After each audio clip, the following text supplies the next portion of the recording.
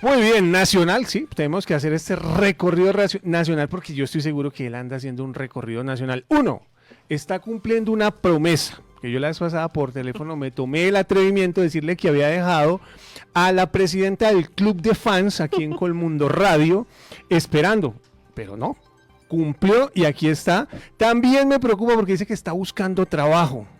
¿De qué estará buscando trabajo? Pues conversemos con él muy amablemente. Nos ha venido a visitar, a darnos, a conocer un poco de su experiencia, a mirar sus propuestas. Él es David Luna, quien está buscando trabajo de presidente y cumpliendo una promesa con Colmundo Radio. Candidato, bienvenido a Colmundo Radio. Muy buenos días, doctor David Luna. Bueno, Humberto, muchas gracias por esta invitación, o si me permite la confianza, Toto. Claro. Muy feliz de estar acá. Muy feliz de estar cumpliéndole la palabra porque me comprometí con usted y tenía que hacerlo. Un abrazo muy especial para Ginette, para Paola, también para Juan Camilo. Yo feliz porque, mire, yo tengo 50 años y he estado 28 en el ejercicio de lo público. Y si mal no recuerdo, tal vez mi primera o mi segunda entrevista me la hizo Colmundo Radio, cuando era apenas un dirigente comunal, por allá en el año 97. Recuerdo que ustedes tenían los estudios muy cerca del Campín, y bueno, muy feliz de estar ahora en esta maravilla de estudios, con esta maravilla de equipo periodístico. Muchas gracias, y lo tiene por supuesto a la orden tanto al equipo como a esta sede para lo que usted necesite, siempre con el mayor gusto. Pero bueno, empecemos. ¿Por qué una decisión uno de ponerse a buscar trabajo de presidente? ¿Para qué? Habiendo tanto que hacer con ese recorrido que usted ya tiene, ya estar listo para recibir por lo menos las pensiones, igual que nuestro compañero Gustavo Monroy, que estuvo toda la mañana muy atento de usted. Pues uno dice, ¿para qué me pongo a buscarme el problema de ser presidente, doctor Luna? A Gustavito lo conozco hace muchos años, muchos años. Mire, yo en efecto quiero servir como presidente de la República. Y esa palabra es muy importante, servir. Yo soy un tipo que lleva 27 años en lo público y nunca he estado involucrado en una investigación, en una sanción, en un escándalo de corrupción. Cuando me ha correspondido ejecutar lo he hecho bien. Pero yo sí creo que en la política se necesitan buenos seres humanos. Personas que no estén pensando en cómo denigrar del otro, en cómo atacar al otro, sino en proponer. Porque creo que Colombia atraviesa un momento crítico y lo que necesitamos hoy es resolver problemas. Entonces, Sócrates decía, el mejor político es el que es más previsible. O sea, el que la comunidad sabe cómo va a actuar. Yo tengo que mostrar, y por eso pongo a consideración mi hoja de vida, para que ustedes la analicen, la evalúen, la critiquen y pues sepan que lo que estoy proponiendo es cosas que he hecho en el pasado, pero sobre todo que soy un tipo que me comprometo solo con lo que soy capaz de cumplir, porque no me gusta jugar con los sueños y con las ilusiones. Sí, tal vez hay otras cosas menos riesgosas, más divertidas, con más emoción, pero yo era un pelado que llevaba debajo del brazo siempre al colegio el balón, por si había quien quisiera jugar metegol tapa. Era el pelado que en mi lonchera metía 2 frutiños por si a alguno le faltaba uno en el recreo.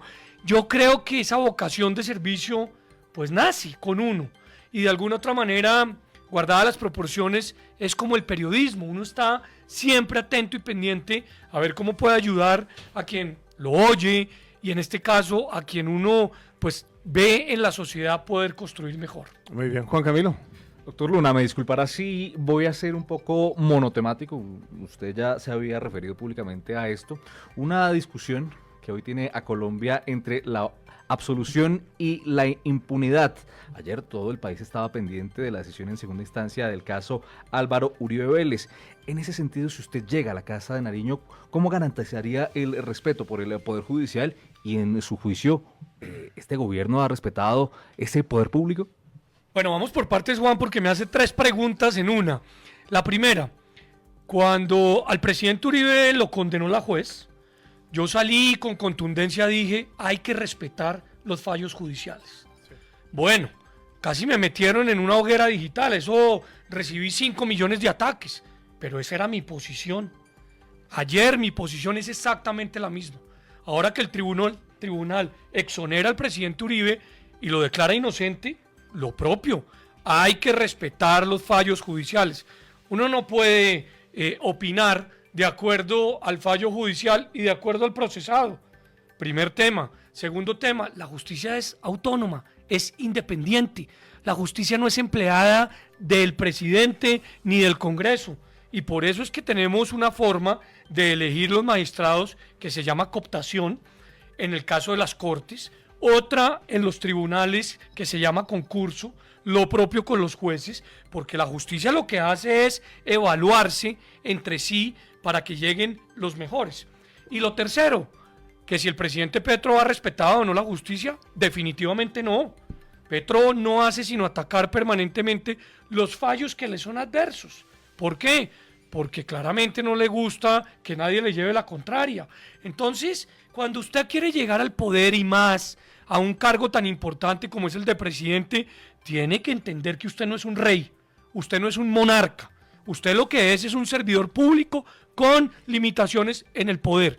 Y uno de esos, o esas, es la justicia, otra es el Congreso, otra es la ciudadanía. Ese cuentico de que no me dejan gobernar, pura carreta. El tipo más importante que hay en el país con más poder es el presidente. Pero el Congreso le dice a veces que no, o la Corte le dice a veces que no, porque incumplieron la norma o porque pasaron más de la cuenta lo que la norma permite, y yo creo que eso se llama control. ¿A usted le parece lógico y sensato que cuando a un presidente, una, dos, tres mujeres, periodistas con reconocimiento, lo critican, un presidente las llame muñecas de la mafia? Hombre, lo que está quedando de por medio es que en ese cargo no hay un buen ser humano. Porque cuando uno es buen ser humano, respeta la libertad de prensa. Muy bien. Doctor Luna, hay un tema que me genera y me llama la atención ahora que usted lo menciona, sobre respetar la justicia.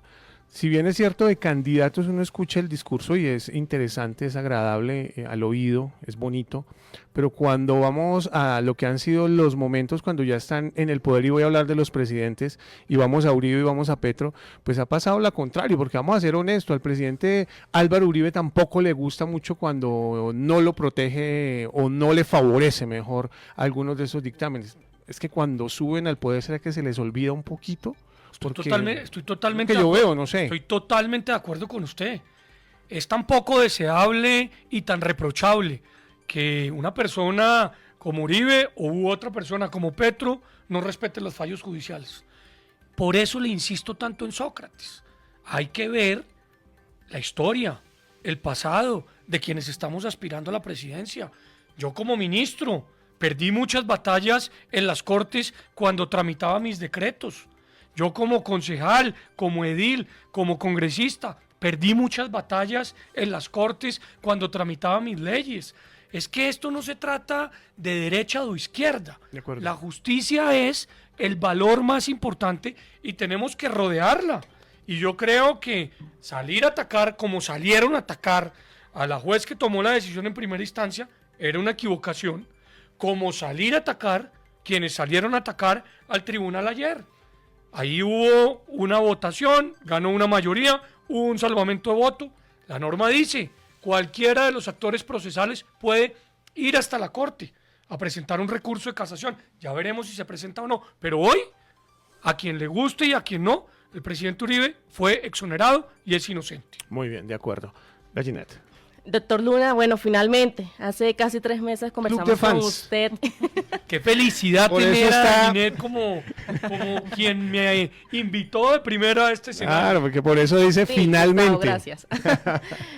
Hace casi 3 meses conversamos con usted vía llamada telefónica en un momento donde usted estaba recorriendo el país, recogiendo firmas. Ya cumplió la meta, la sobrepasó, más de 700,000. Quisiera saber si cambió un poco la percepción de esos llamados requerimientos que le entregaron los colombianos en ese recorrido y ya teniendo un poco más amplia estas solicitudes. ¿Qué considera usted que es lo primordial para que Colombia tenga un cambio si usted llega a la Casa de Nariño? Como primordial. Lo primero que le oí a la gente y que creo que tiene toda la razón, la gente claro que quiere cambios, pero la gente entiende el cambio como hacer, no como retroceder. Primer punto. Usted para cambiar tiene que cambiar en positivo. Usted tiene que lograr que haya claramente el interés de mejorar, no de empeorar. Y en ese sentido creo que uno tiene que tener claro el tema. Lo segundo, un mensaje muy contundente de regiones como el Pacífico, llámese Chocó y el Cauca, o como por supuesto los Santanderes, particularmente el Catatumbo y más abajo Arauca, que hay regiones del país que se sienten no olvidadas, maltratadas por el centralismo colombiano. O sea, por que todo el poder esté en Bogotá y que el poder solamente y permanentemente esté viendo a las grandes ciudades. Y yo creo que eso tiene una explicación muy grande de por qué razón en esas regiones pues hay unos indicadores mucho menores que en el resto, porque han pedido ayuda reiterativamente y es reiterada lamentablemente los portazos. El tercer tema, que lo aprendí en ese proceso de recolección de firmas, que creo que es muy importante, la gente está mamada de la pelea. Suficientes problemas tienen con llenar la nevera, o con pagar la luz, o con pagar el agua. La gente lo que quiere es propuestas. La gente no quiere más esas peleas entre candidatos. Y yo por eso lo he dicho con contundencia. En David Luna no van a encontrar un candidato para insultar. Algunos me dicen, ay, es que usted a veces es muy flojito. Pues prefiero. Ah, es que usted es muy aburrido porque no promete 4 millones de lavadoras. Pues prefiero ser aburrido. Porque yo lo que no voy a hacer en esta campaña política es hacer lo que todo el mundo ha hecho. Los problemas de este país no se resuelven a balín, como algunos proponen, o enterrando a quien piensa distinto. Colombia necesita diálogo político. Colombia necesita pensar y entender que hay personas que piensan distinto. Y la persona que piensa y que cree en el gobierno Petro merece igualmente respeto a quien cree en el doctor Uribe o a quien cree en David Luna.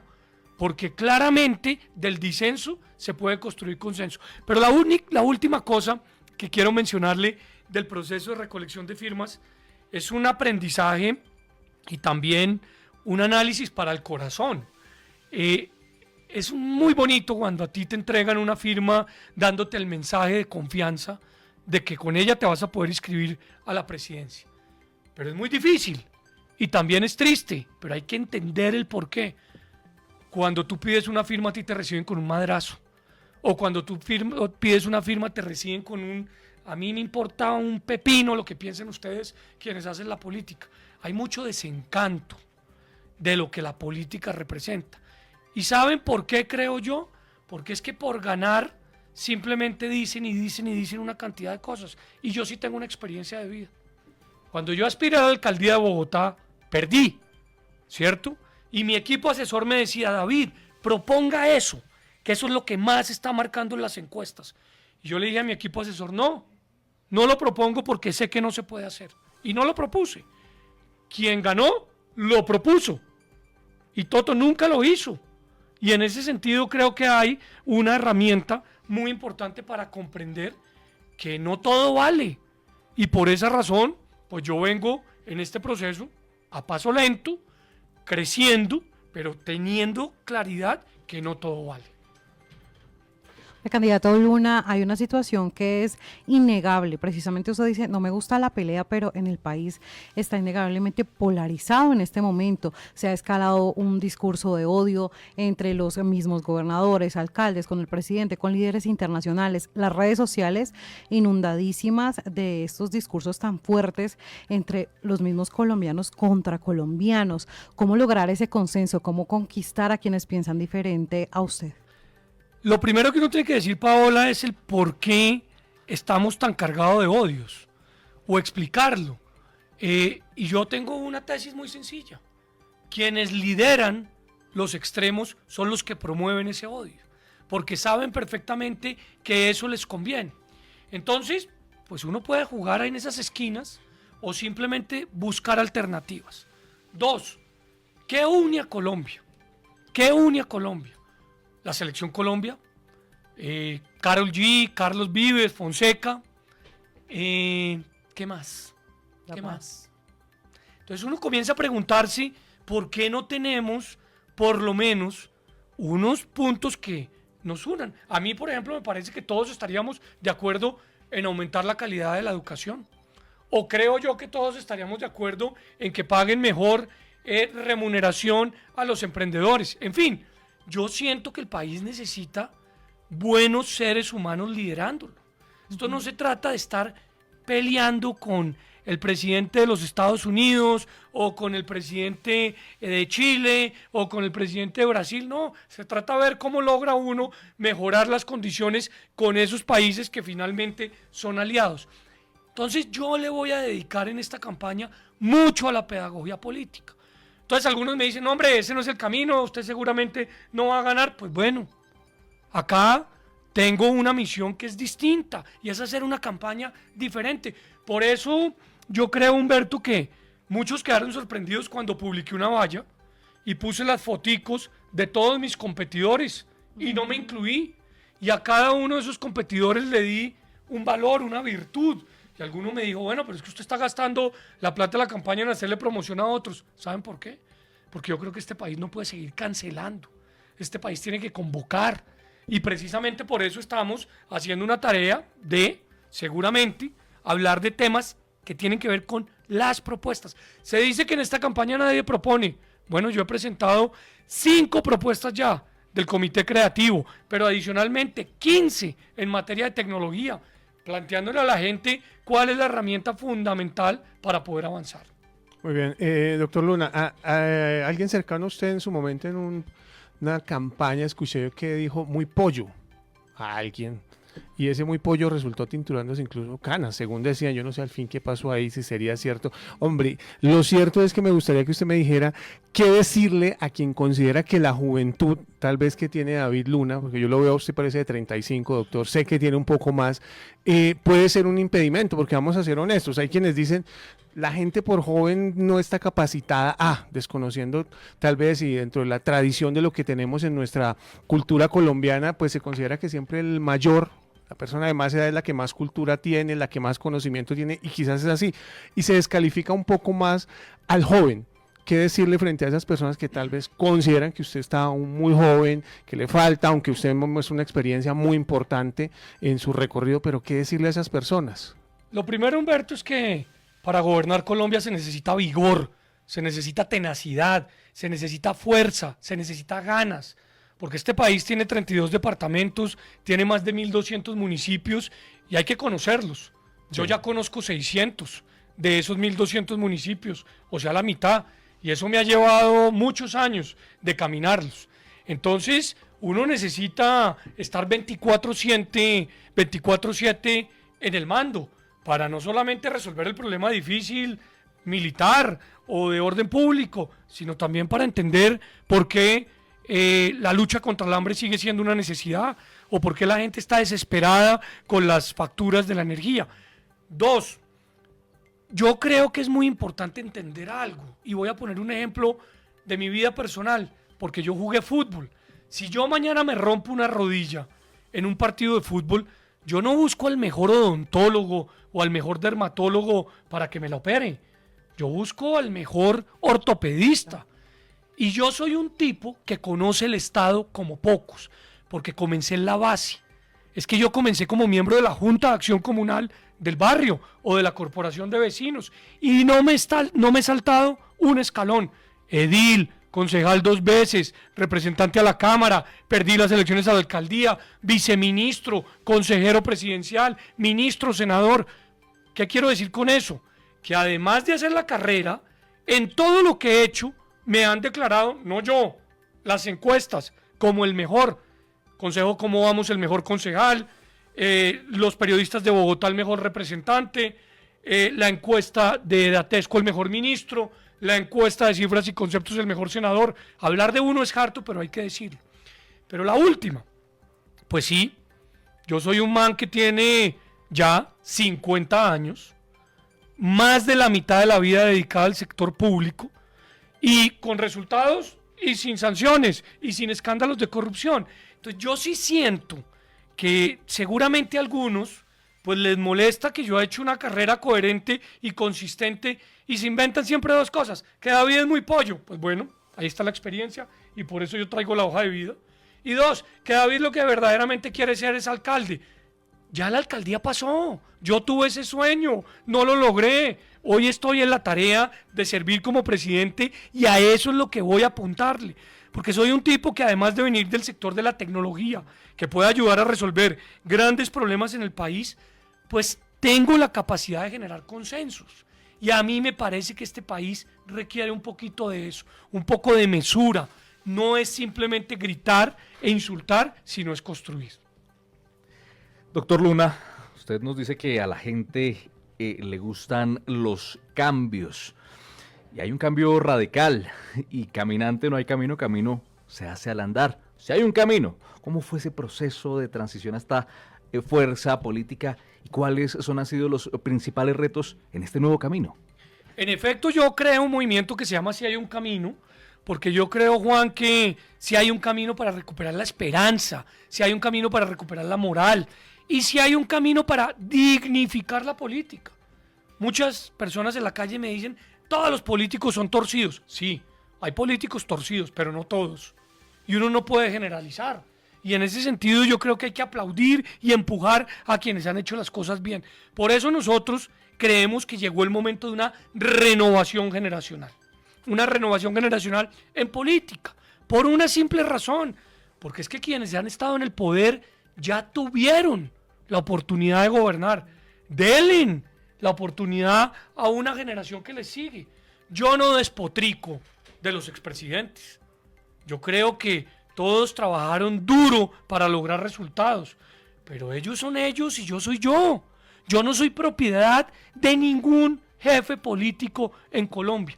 Y eso lo quiero dejar muy claro y por eso estoy recogiendo firmas.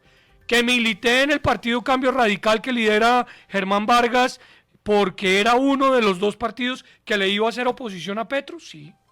Es más, fui el primero dentro del Cambio Radical el día que se eligió Petro, que dije, el partido tiene que ir a la oposición. Y duré casi 3 meses convenciéndolos de que fuéramos a la oposición, porque al principio no querían. Pero ya, esa fue una etapa, renuncié al partido, renuncié al Congreso, salí a la calle, entre otras por una simple razón, porque yo no podía hacer una campaña fallando a las sesiones o cobrando sueldo de senador mientras que estaba haciendo campaña en la política, en la presidencia.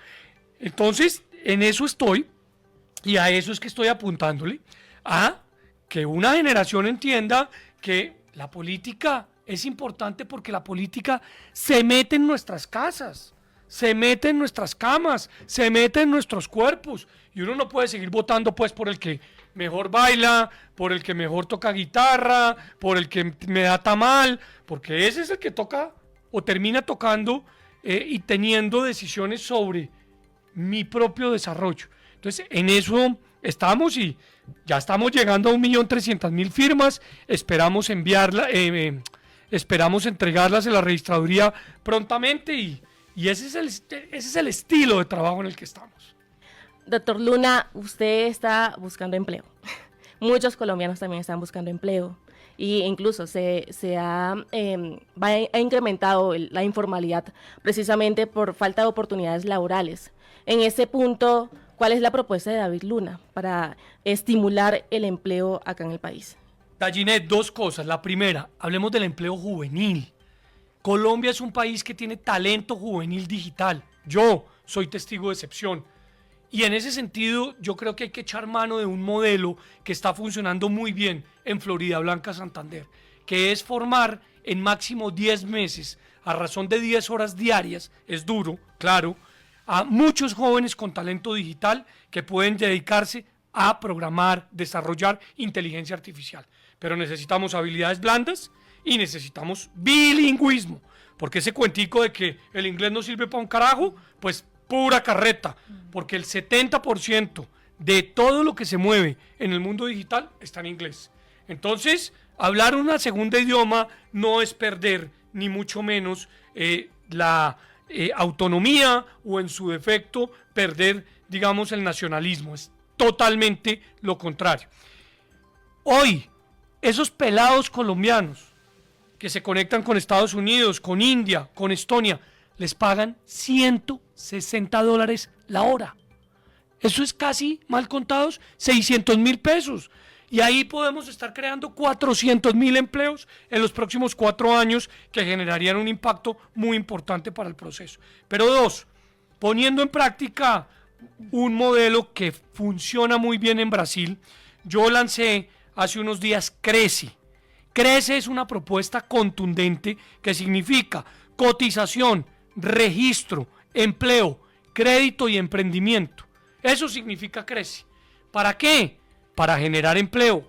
¿Cómo? Pues obviamente logrando que 13 millones de colombianos pasen de la informalidad a la formalidad. Pero ¿cómo? Si no tienen plata, si no tienen sueldo. Pues primero generando una mínima cotización que les permita acceder al sistema de salud y al sistema pensional. Pero 2, obviamente formando procesos de emprendimiento que tienen que ver con un ataque frontal al segundo más criminal delito, que es el gota a gota. La gente está ahogada con el gota a gota, negocio que es de los narcos, ¿no?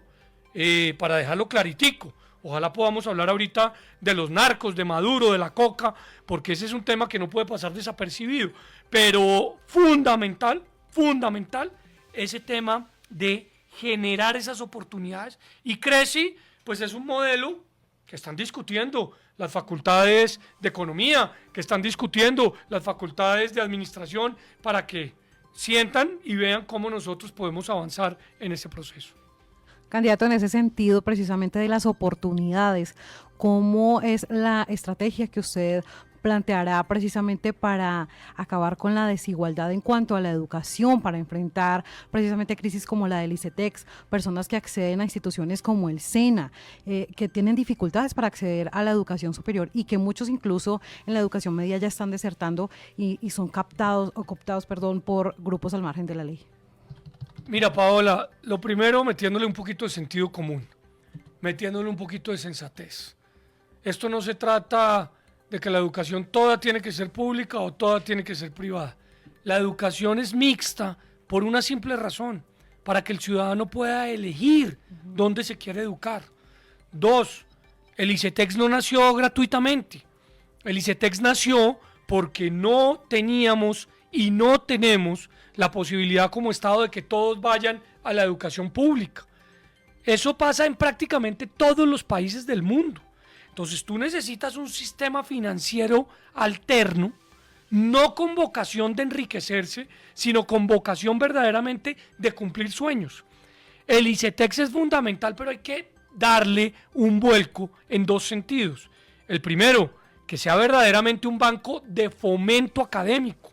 Y el segundo, que preste recursos a la mínima tasa de interés, inclusive pudiendo condonar a quien, por ejemplo, tiene excelencia académica, o a quien regresa a su región de origen, o a quien tiene la capacidad de desarrollar durante el proceso educativo un proceso de emprendimiento.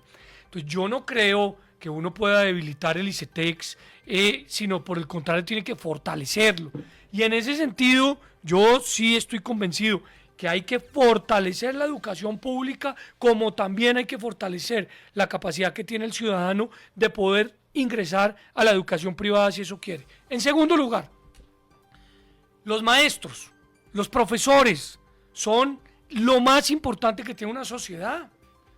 En primer lugar, los maestros no tienen por qué soportar que se les trate de instrumentalizar políticamente. En segundo lugar, a los maestros lo que hay es que dotarlos de herramientas y de mejores sueldos para que puedan progresar. Y en tercer lugar, el Estado colombiano tiene que hacer un esfuerzo muy grande para acondicionar una gran cantidad de aulas que atraviesan por momentos críticos, de la mano de la tecnología. La tecnología no va a reemplazar al profe, la tecnología lo que va a ayudar es a generar mejores procesos educativos. Muy bien, doctor Luna, pues miremos un poquito de una vez ese panorama internacional y empecemos por nuestro vecino. 2.219 kilómetros de frontera, dice Wikipedia, no sé si será más, será menos. Se hablan de 14 millones de ciudadanos que están ahí en la frontera y para los cuales pues es importante gobernar. Seguramente su relación con Maduro no va a existir, va a ser inexistente. ¿Usted volvería a la medida que tuvo el gobierno anterior de cerrar la frontera?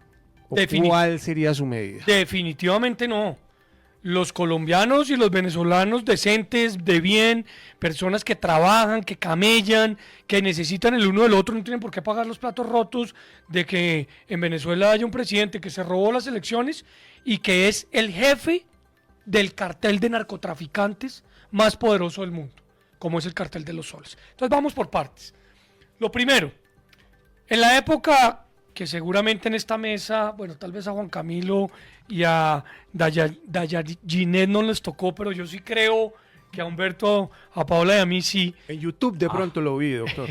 Haz por la flor, doctor. Hoy estamos, tal vez muchos recordamos la década de los 90.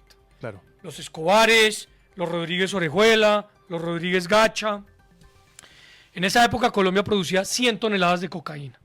Hoy producimos 3.000 toneladas de cocaína. Y toda esa coca está saliendo en un alto porcentaje, casi el 80%, por Venezuela. ¿Con qué? Con la complacencia de Maduro y de gran parte de la fuerza pública venezolana. Por eso Maduro está siendo hoy procesado por la justicia, no solamente americana, sino por la justicia internacional. Y este no es un cuentico de ahora, como yo lo dejé ver en un capítulo de una miniserie que estoy publicando, que pueden ir ustedes a ver a Instagram. Maduro, desde que era canciller, recibía coca de las entonces FARC y les entregaba nada más y nada menos que armas. O sea que es una clara demostración de que está metida en el negocio de los narcóticos. Yo sí creo, como dice María Corina, que Colombia no tendrá paz hasta que Venezuela no tenga democracia. Y por esa razón no estoy de acuerdo, ni más faltaba, con que a lo película llegue por allá un comando y jale a Maduro en una cuerda en un helicóptero, pero sí creo que más temprano que tarde los pocos militares decentes que quedan en Venezuela van a entregar a Maduro. Entre otras porque la presión internacional está viviendo de eso. El 25% de las exportaciones se hacen con Estados Unidos. Entonces yo no voy a, ni más faltaba, a cazar una pelea para inmortalizarme como el presidente que se dio trompadas digitalmente hablando con el presidente de los Estados Unidos. No. Gobierno detenido en este momento, por un lado. Cerca de 7 millones de personas salieron a marchar en contra de su gobierno, de las políticas que está haciendo. Está pidiéndole a su mismo gobierno que le entregue y que lo indemnice con 230 millones de dólares y esa decisión va a pasar por su despacho. O sea, es un buen ejemplo. Donald Trump hizo un video que publicó en su cuenta, no sé si usted tuvo la oportunidad de verlo, de la respuesta que le daba prácticamente a las personas que estaban marchando. ¿No? ¿Vio el video de pronto? No lo vi. Me va a ser difícil contarle, pero en pocas palabras se montó en un avión y empezó a soltarles materia fecal a los marchantes. Pues muy mal Eso hecho. fue, entonces, me gustaría saber ahí su contexto respecto a esto, porque de alguna manera yo siento que sí, hay que estar en desacuerdo con muchísimas cosas de Gustavo Petro, pero entonces nos pasamos para el lado de Donald Trump. Es que yo no vengo acá a ser defensor ni de Gustavo Petro ni de Donald Trump. Yo soy defensor de los intereses colombianos y yo soy defensor de las mujeres que trabajan en la flor que se exporta a Estados Unidos y a otros Está muy países. claro. Entonces a mí me parece que ahí es donde fallamos. Ahí es donde fallamos. Yo creo que cuando uno es presidente uno tiene que ser y tener la altura de presidente. Y en este caso la diplomacia es eso. La diplomacia es mantener buenas relaciones con los países que son socios comerciales, en este caso como es los Estados Unidos. Sea con Trump, sea con Biden, sea con Obama, sea con Nancy Pelosi en la Cámara o con Hillary Clinton como secretaria de Estado. Pero usted no puede llevar las distancias políticas a lo que lamentablemente Petro le contestó al periodista Daniel Coronel en su entrevista. A mí lo que me importa es trascender y pasar a la historia. A mí no me importan los colombianos. A veces pasa desapercibida, tal vez por el tecnicismo. Sí, el mismo gobierno del presidente Petro y su ministro de Hacienda, en un documento que se llama el Marco Fiscal de Mediano Plazo, dijeron que estamos viviendo el déficit fiscal más grande de la historia, después de la pandemia. Y dijeron que teníamos que hacer un ajuste, un recorte. Pero lo curioso es que dijeron que no lo harían en el 25, ni lo harían en el 26, que ese recorte se tenía que hacer en el 27. O sea, palabras más, palabras menos, patearon el balón hacia adelante y se lo entregaron al próximo gobierno. El Estado tiene un padre irresponsable, porque el padre, que es el presidente, se gasta más de lo que recibe o endeuda más al país de lo que verdaderamente tiene la capacidad de hacer. Entonces hay que hacer 3 cosas. La primera, decir con franqueza, no va a haber en el gobierno de David Luna una reforma tributaria. Y no la va a haber porque no tiene ni espacio para el bolsillo de los colombianos, ni mucho menos espacio político. Entonces, ¿qué tiene que hacer usted? Usted tiene que lograr ahorrar por lo menos 50 billones de pesos anuales en los 4 años. Esos son 200 billones de pesos. Y usted me dirá, bueno, pero ¿cómo va a ahorrar eso? Hay cómo ahorrar 50 billones de pesos. Nosotros ya presentamos un plan estratégico para eso, donde se reducen los contratos de prestación de servicios, donde se acaban las duplicidades de entidades que hoy hacen lo mismo, donde se focalizan perfectamente los subsidios y donde se utilizan los recursos que están hoy en los fondos no siendo utilizados. Entonces, va a ser fundamental ese proceso de construcción, porque de lo contrario usted falla y obviamente pues no tendría cómo enfrentar la situación. Pero 2, usted necesita reactivar varios sectores para que la economía, para que la máquina, para que la locomotora vuelva y prenda. Hay que reactivar el sector minero energético, hay que reactivar el sector de tecnología y hay que reactivar de la mano de seguridad el sector de turismo.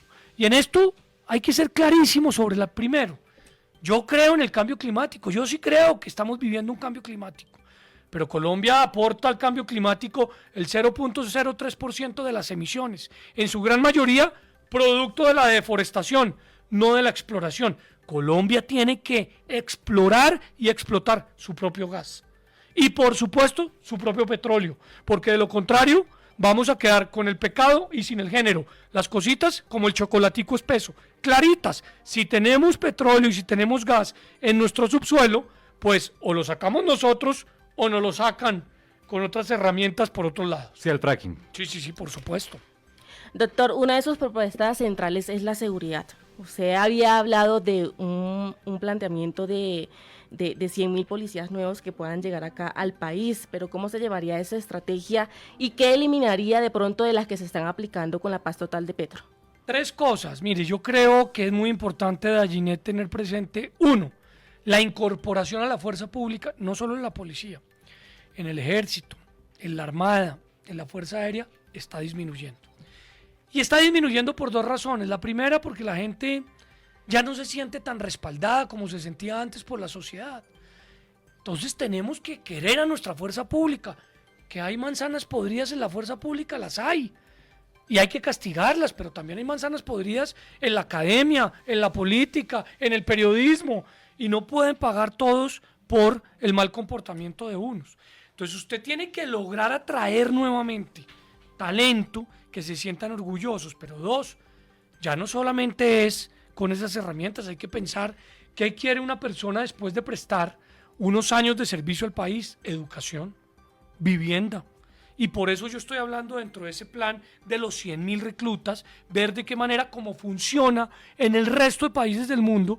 Usted adquiere una vivienda, adquiere además un estudio distinto al de la formación policial o militar. Y 3, yo sí creo que hay que pensar con claridad de qué manera extranjeros que quieren adquirir la nacionalidad colombiana lo pueden hacer de la mano de prestar obviamente un servicio a su país. En segundo lugar, ¿qué cambiaría yo?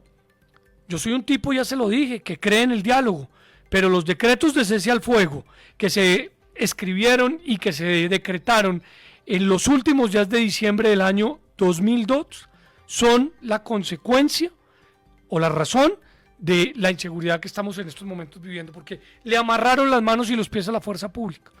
La fuerza pública no puede actuar si no le da la orden desde Bogotá el ministro de Defensa. Y el ministro de Defensa no dice un pito si Petro no le da autorización. Entonces los criminales caminan como Pedro por su casa. Yo creo que eso hay que revocarlo de manera inmediata. Y en tercer lugar, tecnología.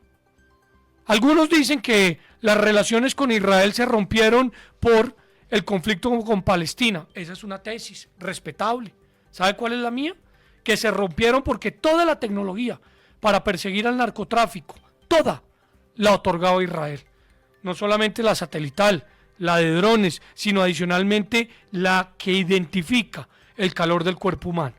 Todo eso lo perdió la fuerza pública colombiana y por eso hoy esos narcos caminan por donde quieren. Pero tres, nos sacaron del sistema de inteligencia financiera.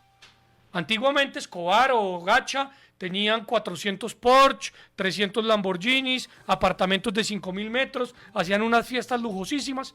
Al último narco capturado por la policía estaba en chancletas, en bermudas, en un taxi en la ciudad de Cartagena, del cartel de los italianos, porque saben perfectamente que tienen su nivel de exposición en su mínima expresión. El narcotráfico también cambió y hoy son mucho más inteligentes. Y por eso yo digo en ese capítulo, el primero salió ya, viene el segundo, si mal no me falla la memoria, Mari, esta semana, o no sé si la entrante, son como las ratas los mafiosos. Evaden todo tipo de trampas y si el Estado no tiene inteligencia, vamos a seguir perdiendo el año. Candidato, hay otra situación que parece de difícil manejo y es justamente el clima. En estos meses que se vienen esas lluvias torrenciales, varios lugares de nuestro país se ven víctimas año tras año de deslizamientos, derrumbes, avenidas torrenciales. Pareciera que no aprendemos porque nuevamente los mismos municipios se ven afectados una y otra vez. Y la UNGR dice, no hay plata, no hay recursos, se obstruye la vía al llano. ¿Qué hacer para que esto no siga sucediendo? Pues cómo va a haber recursos, Paola, si se tumbaron toda la plata comprando conciencias en el Congreso. Es que la Unidad Nacional del Riesgo la desfalcaron y por eso es importante que la Fiscalía llegue hasta el final de esa historia para saber qué pasó con la plata precisamente de la atención que merecen los ciudadanos en un momento crítico como es el invierno. Dos, yo creo que el actual director de esa entidad es un tipo decente. Yo creo que es un tipo que está haciendo la tarea para tratar de limpiarla. A mí me parece Carrillo un buen funcionario. Ojalá lo dejen actuar porque está tratando de evitar y de contener, pero es insuficiente. Es insuficiente sobre todo en unos lugares que repiten y repiten esa situación. A eso también hay que meterle tecnología. Hoy en día es perfectamente viable, con sensores de alta precisión, identificar por dónde, cómo, cuándo se pueden estar generando esos procesos. Primero, para evitar tragedias como la que en su momento se tuvo que vivir en Mocoa, pero segundo, para lograr que esas acciones verdaderamente den resultado. Le voy a poner el caso de La Mojana, el famoso Caregato. Se lo han robado no una, dos, sino 3 veces. Usted con tecnología, con la mitad del presupuesto, ya hubiera podido tener claramente identificado cómo esas corrientes se mueven y de qué manera puede usted utilizar, obviamente, una serie de herramientas para lograrlas desviar. De eso es que se trata este ejercicio, pensar distinto. Formación, tecnología, también el deporte es un eje de transformación social, doctor Luna. Más, menos presupuesto al deporte si usted llega a ser presidente. No, por supuesto más, y hay cómo. El Ministerio de Deporte ha sido maltratado permanentemente, a tal punto que ha sido uno de los ministerios que más ministros ha tenido en estos 3 años largos de gobierno. 2, por razones políticas, pero sobre todo por razones personales, vergonzosas y tristes. No solo perdimos los Panamericanos de Barranquilla, sino la Fórmula 1, sino adicionalmente los intercolegiados. Y obviamente todos los deportes de alta acción de vela en el Caribe colombiano, por una pelea entre el presidente, o mejor, por una pelea solo del presidente con un gobernante local. Cuando David Luna sea presidente, si hay alcaldes del pacto histórico o gobernadores del pacto histórico, van a tener exactamente el mismo tratamiento desde el punto de vista presupuestal, desde el punto de vista de agenda, que cualquier otro gobernante que tenga cercanía con este proyecto político. Uno no puede dedicarse al bloqueo político para generar, obviamente, progreso. Uno lo que necesita es acción. Entonces, hombre, uno necesita que los deportistas olímpicos tengan herramientas para competir, No más bingos, aunque los bingos son maravillosos. No más ollas comunitarias, aunque las ollas comunitarias son maravillosas. Necesitamos que el Estado le brinde a esos deportistas las herramientas. Pero dos, yo tengo un proyecto que se llama Economía E, economía del emprendimiento, economía de algo tan importante como es el desarrollo que todo este tema, todo este ecosistema económico tiene. Deporte, cultura, cine, etcétera, culinaria, va a ser fundamental para hablar de temas distintos. Yo no sabía si ustedes conocen que hay 5 platos colombianos, 5 platos colombianos, dentro de los primeros 25 lugares en la guía Atlas. La guía Atlas es la guía más importante de comida típica en el mundo. Hay gente que solamente viene a Colombia para ir a Ibagué a comer lechona. O hay gente que solamente viaja a Colombia para ir a Cali a comer pan de bono. Es pensar distinto. Acá solo pensamos que la gente quiere ir a ver Monserrate, que sí, muy bonito. No, hay gente que hoy está dedicada al avistamiento de aves, hay otra gente que está dedicada al rafting, hay otra gente que está dedicada a una serie de turismo distinto al que tradicionalmente hemos vivido. Doctor Luna, hace unos días estuvimos acá con el doctor Mauricio Cárdenas, compañero político de usted, y él pues compartió su propuesta de bandera, que es de la vivienda, donde el colombiano, si él gana la presidencia, tendría la opción de tener una vivienda digna sin cuota inicial. ¿Cuál es la propuesta de David Luna en cuanto a vivienda, especialmente a las personas que ganan un salario mínimo? Yo creo que usted tiene que lograr dos cosas. Lo primero, en efecto, subsidiar de manera importante la cuota inicial. Y en segundo lugar, subsidiar de manera importante la tasa de interés. Porque es que el ahorro inicial es un ahorro difícil, es un ahorro importante, pero es mucho menor que el crédito que usted adquiere durante la totalidad prácticamente de su vida. Ahí es donde necesitamos que haya garantía. Y por eso yo creo que hay que retomar, independientemente de dónde venga, cuándo venga, quién se lo haya inventado, un proyecto que ha sido beneficioso para miles de familias como es Mi Casa Ya. Pero mire usted, como yo critico, reconozco, y lo he dicho en repetidas ocasiones, yo le reconozco a este gobierno que su idea del proyecto, del programa de mejoramiento de vivienda es valioso. Hay que meterle la ficha a muchos pisos, a muchos baños, a muchas posibilidades donde viviendas que atraviesan hoy mal momento puedan resurgir. Doctor Luna, antes de concluir, yo quisiera saber cuál es su postura frente a la justicia. Muchos gobernadores y alcaldes dicen, bueno, les damos golpes a la delincuencia común, a integrantes del Tren de Aragua, pero a los pocos días están nuevamente en las calles. ¿Qué hacer ahí? Pero mira, Pavo, a una persona le tumban un celular acá en la calle, en la 127, capturan al delincuente y a los 4 días el delincuente está robando el celular de Toto. Entonces, yo no lo quiera, por supuesto. Pero acá está pasando algo y es que la reincidencia se convirtió pues en una profesión. Entonces, a mí me capturan, yo voy allá al juzgado, confieso y me dejan libre. Hay personas que tienen 40, 50 entradas por delitos menores. A eso hay que meterle la mano duro. Y eso va a tener un proyecto de ley, claro que sí, de la mano de un ajuste constitucional que se llama la ley de los 3 golpes. Si a ti te capturan y te condenan con un delito menor, vas a tener una sanción proporcional, seguramente menor. Pero si recuperas la libertad y vuelves y delinques y vuelven y te condenan, esa sanción se va a multiplicar por 5. Y si por tercera vez pasa, esa sanción se va a multiplicar hasta por 30 veces. Entonces, ahí hay ejemplo. 2, la justicia tiene en estos momentos 1 millón de expedientes en atraso. Necesitamos meterle tecnología. ¿Por qué? Porque el algoritmo tendría la capacidad de analizar cada expediente y le entrega al juez 3 proyectos de posibles fallos. No es que la tecnología reemplace al juez. La tecnología le da al juez unas herramientas y esas herramientas van a ser fundamentales y esenciales. Por eso yo creo que la justicia hace parte del proceso de igualdad que requerimos promover. Muy bien, pues ahí está gran parte de lo que son las propuestas del doctor David Luna, el papá de Julieta y Alejandro, y además es el esposo de Laura García. Lo más importante en mi vida, estoy casado con Lauri, que es barranquillera hace ya 11 años. Julieta tiene 9 añitos, Alejandro tiene 5. Como Laura es barranquillera y toda la familia de Laura barranquillera, me distraje y me la hicieron hincha del Junior. Uy, Eso caramba. me dio muy duro, fue un golpe al corazón. Entonces Alejito fue recogido desde el día cero y es hoy hincha de Millonarios como el papá. Buena, buena la historia, no hay que descuidarse. Porque No hay que descuidarse. minutos pierde uno un hincha fiel para un equipo tan importante como es Millonarios. Eso.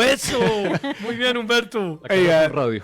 y ya viene la Casa Azul Radio. Los hinchas de Millonarios aquí tienen su programa a la 1 de la tarde, doctor, le cuento. Pues agradecerle inmensamente, doctor, si queda algo. Sé que hay mucho que conversar con usted, fue muy interesante escucharlo, hay muchas propuestas valiosas, seguramente hay mucho sobre lo que disentir, pero pues aquí el momento era para escucharlo, agradecerle su presencia, permitir pues que usted nos exprese todo esto. Hay muchas dudas que se quedan, hay muchas claridades respecto a su camino político, lo que usted busca, y pues desde Colmundo Radio le deseamos lo mejor y le agradecemos por estar con nosotros, muchos éxitos en esta carrera política. No se olvide de nosotros y sube a la presidencia y no se tinture canas. No. Por favor. Ay, no, todavía no me han salido. No, Humberto, mil gracias a usted, mil gracias a este maravilloso equipo, a esa sala de redacción tan excepcional, a todo el máster que nos está hoy acompañando y haciendo posible esta transmisión. Yo les agradezco no por invitarme, les agradezco por hacer democracia, por hacer pedagogía. El hecho de que ustedes pregunten, cuestionen, le da a la gente muchas herramientas para tomar la mejor decisión. Y a los oyentes yo les pido solo un favor. Llegó el momento de que en Colombia no votemos, como decimos entre comillas, por el menos peor o por el menos malo. Votemos porque verdaderamente alguien nos gusta, cómo piensa, cómo actúa y sobre todo investiguemos. Porque con lo que comencé, termino. La mejor virtud de un político es que tan previsible es. Si ustedes lo han visto actuar, si saben qué decisiones ha tomado, pues seguramente es la persona que conocen. Y en ese sentido, pues va a ser una campaña larga, pero es una campaña que vamos a recorrer con firmeza, con amor y con decisión. Fue tan coherente Sócrates que hasta terminó muriendo, aun cuando le abrieron la celda a sus discípulos y le dijeron, es el momento, fúguese, dijo, no aprendieron nada. Exactamente. Esa es la Coherencia. coherencia. Esa es la coherencia y muchas veces pues la coherencia se termina o pagando con la vida o pagando con la derrota. Yo he pagado la coherencia con la derrota y no tengo ningún problema en volver a hacerlo, pero creo que en esta oportunidad los colombianos van a premiar la coherencia. Sí, seguramente, porque ahí viene el tema que usted nos comentaba de la alcaldía. Es fácil salir a proponer cosas populares que generen y que la gente crea que me van a cumplir con esto, pero al final no pasa nada y creo que es importante que le hablen desde el día cero a uno de cómo va a ser y cómo viene la situación. Muchas gracias, doctor David Luna. No, Humberto, muchas gracias a ustedes. Un abrazo, Juan Camilo, Paola, Ginette. Mil gracias por estar acá invitándonos a este maravilloso escenario. Nosotros vamos a darle paso a un break muy rápido. También tenemos un compromiso con el señor Luis Alberto Ávila, que nos va a hablar de economía, y ya regresamos con más noticias a la hora, al momento de las noticias de Colmundo Radio, de ampliar y conocer todo lo que en el sistema digital. Esta entrevista con el doctor Luna queda ahí grabada, queda en TikTok, estamos ahorita, queda en YouTube, queda en Facebook y por supuesto vamos a sacar unos fragmentos también para que lo conozcan y sigan conociendo un poco más de él en nuestras redes sociales.